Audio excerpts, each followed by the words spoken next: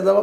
ಗುಪ್ತವಾಗಿ ಮೀಟಿಂಗ್ ನಡೆದಿದ್ರೆ ಅದು ಇದರ ಬಗ್ಗೆ ಆಗಿರ್ಬೋದಾ ಅಥವಾ ಮತ್ತೊಂದ್ರ ಬಗ್ಗೆ ಆಗಿರ್ಬೋದಾ ಅನ್ನೋದು ಈ ಒಂದು ನೆಲೆಯಲ್ಲಿ ವಿಚಾರ ಮಾಡಬೇಕಾಗಿದೆ. ಬಟ್ ಈಗ JDS ಇದ್ದಿದ್ದು ಈ ಮುಸ್ಲಿಮರ ಪರ ಒಂದು ಧ್ವನಿಯನ್ನು ಎತ್ತುವಂಥ ಮುಸ್ಲಿಂ ಪರ ನಾವು ಇದ್ದೀವಿ ಅಂತ ತೋರಿಸುವ ಸಲುವಾಗಿ ಜಮೀರ್ ಅಹ್ಮದ್ ಖಾನ್ರನ್ನು ತೋಳ್ಬೋದಾ ಪಾರ್ಟಿಗೆ ಅನ್ನುವಂಥ ಒಂದು ಸಣ್ಣ ಸಂಶಯ ಅದ.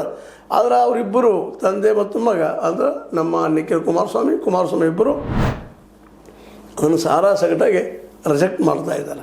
ಆದರೂ ರಾಜಕೀಯದಲ್ಲಿ ಯಾವ ಸಮಯದಲ್ಲಿ ಯಾರ ಮಿತ್ರರು ಯಾರ ಶತ್ರು ಅನ್ನುವಂಥದ್ದು ಗುರುತಿಸಲಿಕ್ಕೆ ಆಗುವುದಿಲ್ಲ ಅನ್ನೋದನ್ನು ನಾವು ಗಮನಿಸಿದಾಗ ಇದು ಸುಮ್ಮನೆ ಒಂದು ಮೇಲ್ಪದರ ಹೇಳಿಕೆ ಇರ್ಬೋದು.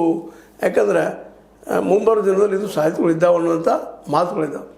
ಈ ಎಲ್ಲ ನೆರೆಗಟ್ಟಿನಲ್ಲೇ ಈಗ ಏನಾಗ್ಬೋದು ಮುಂದಿನ ಕ್ಷಣದಲ್ಲೇ ಜಮೀರ್ ಅಹ್ಮದ್ ಖಾನ್ರು JDSಗೆ ಹೋಗ್ಬೋದಾ ಅಥವಾ ಕಾಂಗ್ರೆಸ್ನಲ್ಲಿ ಉಳಿಬೋದಾ ಅನ್ನುವಂಥದ್ದು ಒಂದು ಪ್ರಶ್ನೆ ಅಂತ ಎಲ್ಲರೂ ಕಾಡುವಂಥದ್ದು.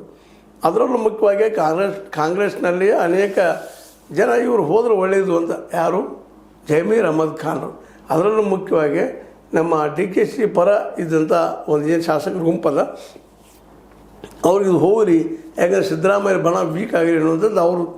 ಅದೇ ಕಾರಣಕ್ಕೆ ಇನ್ನು ಈ ಸಿದ್ದರಾಮಯ್ಯ ಬಣದವರು ಉಳಿಸ್ಕೊಳ್ಬೇಕು ಶತಾಯಕತೆಯ ಮುಂದಿನ ದಿನಗಳಲ್ಲಿ ಮುಸ್ಲಿಂ ಮತಗಳನ್ನು ಪಡೆಯುವಲ್ಲೇ ಇವರನ್ನು ಉಳಿಸ್ಕೊಳ್ಳೋದ್ರಲ್ಲಿ ಹೆಚ್ಚು ಲಾಭ ಆಗ್ತದೆ ಅನ್ನೋಂಥದ್ದು. ಇದನ್ನು ಹೇಳೋದಕ್ಕಾಗಿ ಈಗ ಸತೀಶ್ ಅವರು ದಿಲ್ಲಿಗೆ ಹೊರಟಿದ್ದಾರೆ ಅಂತ ಸುದ್ದಿಗಳು ಬರ್ತಾಯಿದ್ದಾವೆ.